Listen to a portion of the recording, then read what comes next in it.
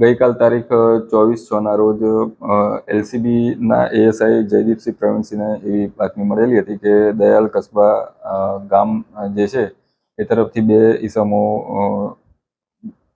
Two wheeler પર આવી રહ્યા છે કે જેમની પાસે બનાવટી ચલણી નોટો હોવાની તેમને બાતમી હતી. આ આધારે એલસીબી પીએસઆઈ પીએન ઝાલા તથા તેમની ટીમ અગાઉથી જે મેસરી નદીનો પુલ છે દયાળ કસ્બા વિસ્તારમાં ત્યાં નાકાબંધી રાખેલી હતી અને આ દરમિયાન બે ઈસમોને બનાવટી ચલણી નોટો સાથે પકડેલા હતા. આ જે ઓપરેશન દરમિયાન ટોટલ 800 જેટલી 500ના દરની બનાવટી ચલણી નોટો બે આરોપીઓ જે પકડાયા છે તેમની પાસેથી મળી આવેલી છે.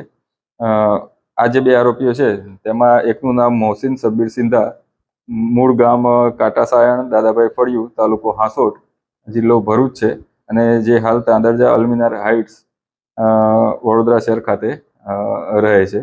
બીજો જે આરોપી છે તેનું નામ શોએબ અબ્દુલ સત્તાર પટેલ, ધંતિયા પ્લોટ, અલી મસ્જિદ રોડ, ગોધરા.